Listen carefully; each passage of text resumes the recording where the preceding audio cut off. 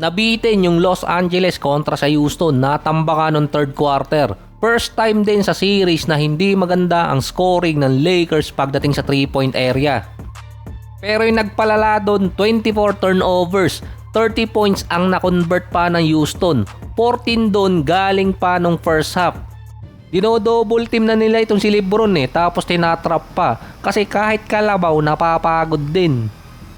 Hindi rin naman nagkakalayo ang shooting percentage mula sa field ng Lakers at Rockets, pero yung 3-point shot at turnover dun ang inilayo ng Houston. 8 pa galing kay LeBron, isa sa worst game niya sa kanyang karir. 10 points, 4 rebounds, 9 assists, 2 out of 9 sa field at yung 8 turnover niya.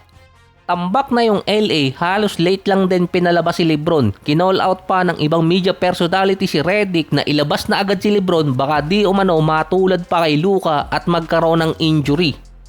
Sa mahigit 20 years pa ni LeBron, meron siyang 31 and 21 record kapag nasa Game 4. Meron din siyang 12 and 2 sa all-time record kapag lamang siya ng 3-0. Kaso hindi niya naituloy sa sweep at mukhang tinamaan pa ng patig si LeBron at yung ibang player ng Lakers. Halos hindi pumapasok yung mga tira Mali pala, halos hindi na maitira at halos nababantayan na ng mga player ng Rockets. Yung Houston kasi yung mga player nila parang fresh pa lang Si Smith at Thompson nasa mahigit 40 minutes. Si DeAndre Ayton naman nasa 19 points, 10 rebounds, na-eject pa noong third quarter. Nasiko niya sa may ulo itong si Sengun. Base pa kay Ayton sa postgame interview, pareho kasi silang pawisan kaya nadulas yung siko niya sa may ulo ni Sengun. Yun talaga yung sinabi niya, nadulas daw yung siko niya sa may ulo. Nagtaka din yung dalawang coaches na si JJ Redick at si Coach Ime. Hindi naman daw intentional yung ginawa ni Ayton based dito kay Coach JJ Redick. Pero based kay Coach Ime, ipinagtanggol niya pa si Ayton. Nagulat si Coach Ime na flagrant 2 ang binigay kay Ayton ng best friend ni Devin Booker. Tapos tinawag pa ni Coach Ime na yung NBA ngayon talagang malambot yung tawagan kumpara dati. Kaya hindi rin maintindihan ni Coach JJ Redick kung ano nangyari kung bakit nabigyan agad ng flagrant 2 itong si DeAndre Ayton. Biglang nagpakita pa si Kevin Durant dito sa bench ng Rockets kahit yung mga media nagtaka kung ano nangyari at biglang lumabas si Kevin Durant. Parang inasar lang niya itong si DeAndre Ayton na nagbabay pa si KD. Pero parang mas mauunang uuwi itong si Kevin Durant dahil base kay Coach Ime, hindi makakalaro si Kevin Durant sa series ng Lakers kahit pa ma-extend.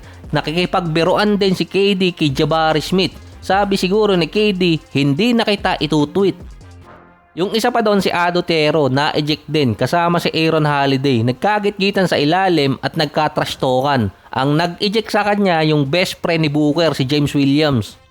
3 games na siya yung naging referee ang merong issue. Suns versus Thunder, nagkaroon din ng issue sa Portland versus San Antonio na yung tawag niya iba kumpara sa tinawag niya kay Booker ay halos parehas na play.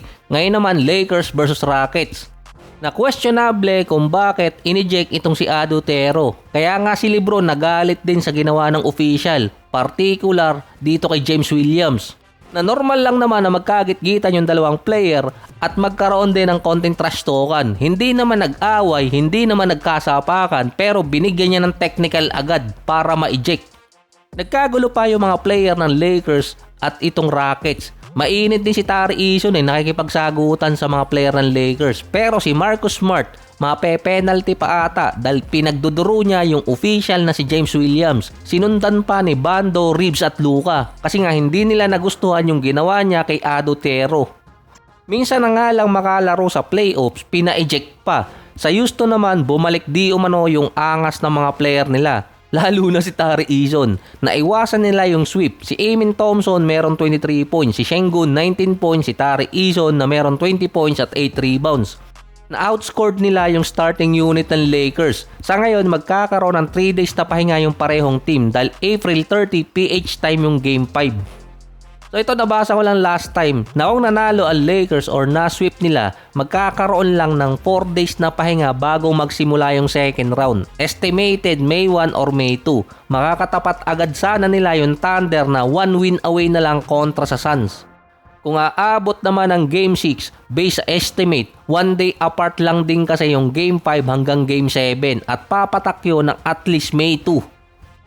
Pwede lang ma-extend ng 1 or 2 araw bago pumasok ng second round yung mga team na mananalo sa kanilang mga series. Hindi di umano dapat maging komportable ang Lakers kontra sa Houston dahil mas bata yung mga player ng Rockets at madaling makarecover. Yung iba sa Lakers tinatamaan ng fatigue. After ng Game 5, 1 araw na lang yung pagitan, home and away setup pa. Weakness di umano ng Rockets, mas bata yung player nila kumpara sa Lakers at inexperience. Pero ang advantage nila, mas mabilis makarecover yung mga player ng Houston. Magkakaroon naman ng sapat na oras si LeBron para makarecover dahil meron 3 araw na pahinga kasama si Smart lalo na si Luke Kennard na kailangan bumalik ulit ang game niya sa Game 5.